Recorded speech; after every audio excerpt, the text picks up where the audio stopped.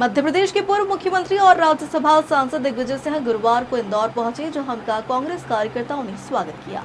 दिग्विजय सिंह ने पत्रकारों से चर्चा करते हुए कहा कि संकट के समय विपक्ष सहित पूरा देश सरकार के साथ है।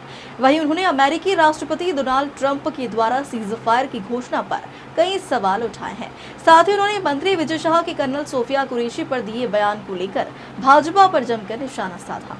एक साथ खड़ा हो गया सरकार के साथ कि हमारे वैचारिक मतभेद हो सकते हैं, लेकिन जब आतंकवाद की लड़ाई लड़ रहे हैं हम आपके साथ हैं, आपको पूरा अधिकार देते हैं कि आप सख्ती से कार्रवाई करें। लेकिन जिस तरह से सीज फायर हुआ ये कल्पना से परे है। मोदी जी ने ये कहा है कि director general of military operations Pakistan के, उन्होंने हमारे director general of military operation को फ़ोन करके कहा कि हम सीज फायर चाहते हैं। और भारत और पाकिस्तान कुछ कहे उसके पहले ट्रंप साहब अनाउंस कर देते हैं कि सीज फायर के आदेश हो गए। अब आप समझ जाइए कि अमेरिका को कैसे मालूम पड़ा और कौन ने अधिकृत किया था डोनाल्ड ट्रंप साहब को कि आप ये बयान दे दीजिए।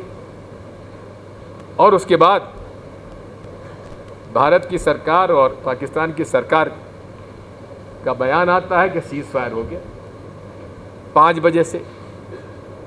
5 बजे से सीज फायर हो गया तो 5 बजे के बाद पाकिस्तान की आर्मी ने फिर क्यों गोलीबारी की? मोदी जी कहते हैं गोली का जवाब हम गोला से देंगे। भाई हम तो ये चाहते हैं, राहुल गांधी जी, खड़गे जी, कांग्रेस पार्टी और सारी विपक्ष ये चाहती है कि मोदी जी विपक्ष की पार्टियों को आप आमंत्रित करते हैं तो आप खुद उस बैठक में बैठिए। क्यों शर्माते हैं? हमेशा बैठे। जब भी विपक्ष की बैठकें होती थी, जब भी बुलाया जाता था, चाइना एग्रेशन में, चीन के युद्ध में अटल जी के साथ 3 विपक्ष के लोग, उस समय तो अटल जी का पहला टर्म था, पंडित जवाहरलाल नेहरू के पास गए और कहा कि आप सदन की बैठक बुलाइए। सदन की बैठक बुलाई गई, चर्चा की गई, खुलकर चर्चा हुई। और हर समय जब भी देश पर संकट आया है, प्रधानमंत्री जी ने, कोई भी प्रधानमंत्री हो, उन्होंने विपक्ष के नेताओं से को अवगत कराया है। गुप्त रूप से मीटिंग होती है क्योंकि ये सार्वजनिक नहीं की जा सकती, और उसमें उनको सारी जानकारी देकर उनकी आम सहमति बनती थी। ये स्वाभाविक है। लेकिन क्या कारण है कि मोदी जी विपक्ष के नेताओं के साथ बैठक लेने से घबराते क्यों हैं, शर्माते क्यों हैं? आइए, सामना करिए, बैठिए।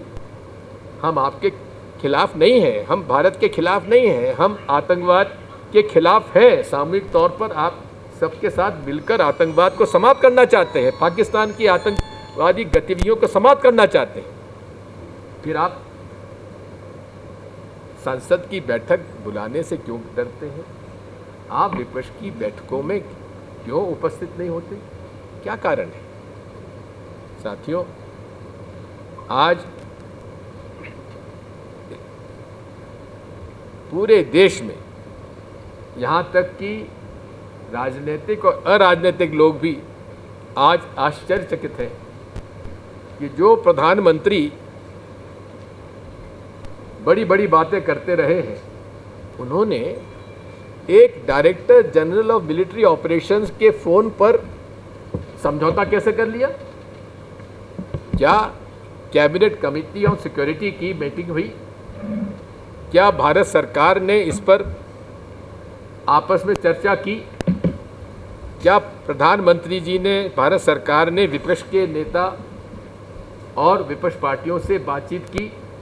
आपने अपने आप निर्णय कैसे ले लिया और क्या शर्तों पर निर्णय किया? जो अनेक आतंकवादी जिनको कि यूनाइटेड नेशंस ने घोषित किया जो आतंकवादी वो पाकिस्तान में खुलेआम शरण पा रहे हैं, उन पर आपने कंडीशन क्यों नहीं रखी कि उसको आप दीजिए तो हमको सौंपिए?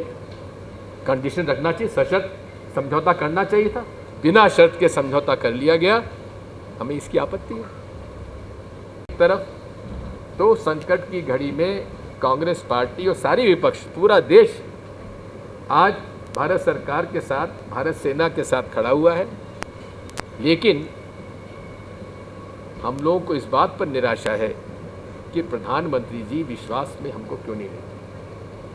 हम लोग तो दिल खोलकर समर्थन आपको दे रहे हैं, उसके बाद भेदभाव क्यों कर रहे हैं? ये सारी बातें आपका जवाब। हाँ, जी हाँ, वो तो करेंगे, लेकिन मेरा कोर्ट से हट की बात है। क्या भारतीय जनता पार्टी के प्रधानमंत्री, भारतीय जनता पार्टी के अध्यक्ष नड्डा जी क्या इस बयान को सही मानते हैं? अगर सही मानते हैं तो कार्रवाई करिए, नहीं तो स्वीकार कर लीजिए कि नहीं, जो उन्होंने कहा वो ठीक किया है, इसका निर्णय करना चाहिए। ठीक है सर, एक बात और कि आप एफआईआर दर्ज हो गई कल, हाँ तो ठीक है, उसमें भी काफी लेट किया नहीं, सर, हाई कोर्ट के आदेशों का बात उल्लंघन यह है हुआ। FIR is not an issue. FIR में तो हाई कोर्ट के माननीय जज साहब को बहुत बधाई और धन्यवाद दूंगा, जो उन्होंने स्वमेव जो फैसला भाजपा को लेना चाहिए था उन्होंने अदालत में ले लिया, लेकिन भाजपा ने आज तक कोई कार्रवाई नहीं की है।